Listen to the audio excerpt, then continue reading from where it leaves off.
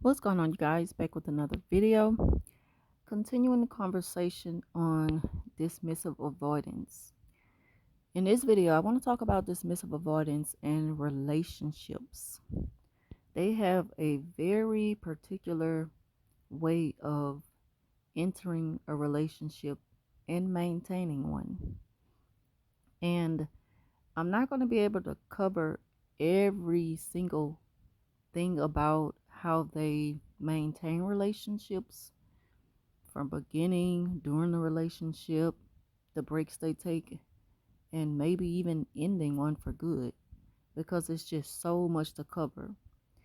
But I will continue this conversation in other videos.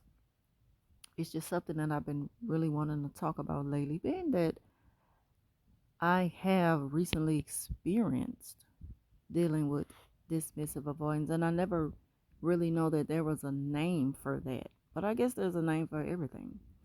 And this is something that I've taken interest in talking about, maybe to help point out the signs to people so they can know how to deal with DAs, because not like dealing with a narcissist.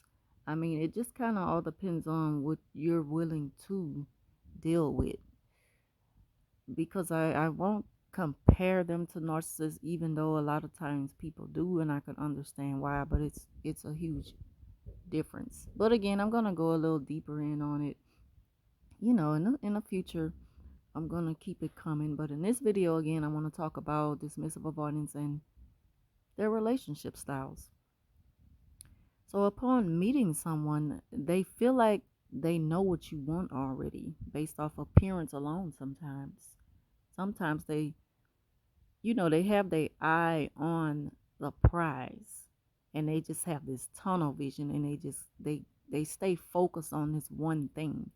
And within that, they create in their mind a reality of, I could have that. They become very confident in what they can have. They know what they want and they're going to go for it. And they're not going to give up. You know, they may even make a dating schedule. They make a dating schedule. And I must say, their dating schedule is the one that's going to matter the most. Their conversation wise, they vent. They vent and they pretty much pour out everything about them early on within getting acquainted with them.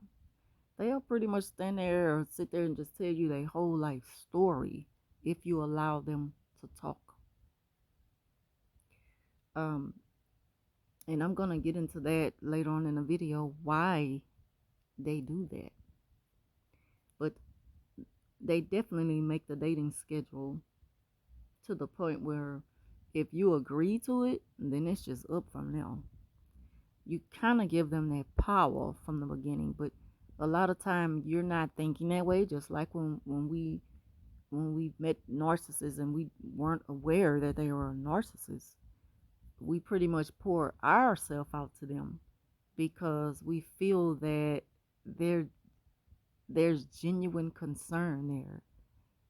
There's genuine admiration and empathy, and the whole while it is the total opposite, and we come to find that out in a very bad way, but at least we find out. DAs have an attachment style that they expect you to accept and agree to their terms of a relationship in order for it to work out for you. They have a way of thinking that everything they're doing it to please you. It's in your best interest. They're just along for the ride. And it's crazy because I'm still trying to figure that out. Like, how are you just pleasing me? You come to the conclusion that, well, I was doing this for you to take that credit so that they don't have to, just reflect back on how selfish they really are.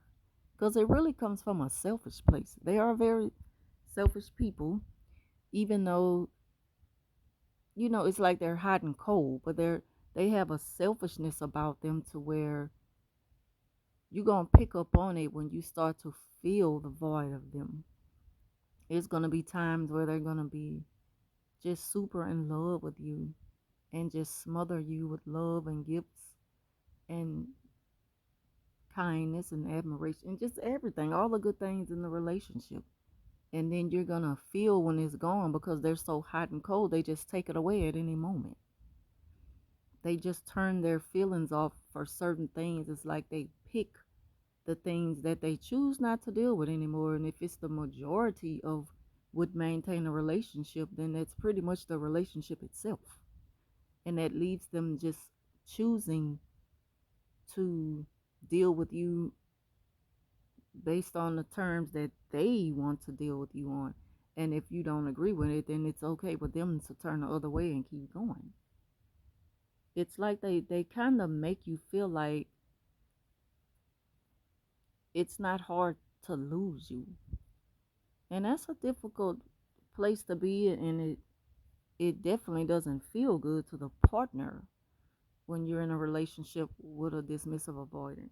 Because if you can turn away from your relationship that easy, then just how much were you really invested into it? It makes you start to question that at some point.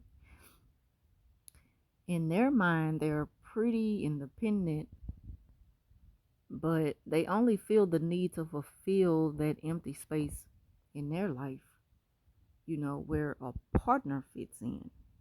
And again, that's going to be on their time, on their terms, and their way. Again, from the beginning, they set it up that way. But you were so caught up in whatever their looks, their charm, the conversation, the empathy that you so easily, you know, gave them, that all of that went clean over your head. And you weren't thinking, like, dang, they just pretty much told me how they want things to be for them. And they haven't asked me, what are my preferences when it comes to dating. A DA, they prefer not to really feel needed or expected to fulfill certain areas in a relationship. They just want things to just automatically work out naturally to where there's never a break, there's no problems. And being that I have experienced that with one, I know that as long as things are going smooth and you got you, then they got them, then y'all good. And it can be a long term thing without breaks in between. But when not in the relationship, the moment when they start to feel pressure to provide, they disappear. And that's sad to say, but that's how they are. That's their style. A DA is very hot and cold, and the cold side of them is what's most memorable about them because it hurts, especially during like a little child separation. Because trust me, they're gonna come and go and come and go and come and go if you keep having them back. And maybe because it was the charm in the beginning that stood out the most and would woo the most, that caught your attention. But in my experience with dealing with an anxious attachment persona makes a perfect fit for a DA. However, they don't take neediness too well. They will walk away, I'm telling you, with the quickness. And it's like they have that thing about them that seem kind of narcissistic to where they blame you because, well, you needed me. Well, you didn't know that comes with the relationship, love and commitment. So you weren't willing to provide that for me. You know, you didn't see the value in me that way. You'll start to have that back and forth with them and almost damn near beg them to understand, just like people do with narcissists. But again, they're not narcissistic, but they have a way about them that makes it seem that way sometimes, you know. And you might find yourself in an on and off relationship with one, but they often need space to themselves, and it usually doesn't reflect on a relationship. They just don't make very good partners sometimes, you know, if they're not aware of who they are. But I'm going to continue this series on dismissive avoidance. I want to thank y'all for watching. Leave your thoughts down below, and I will be talking to you soon.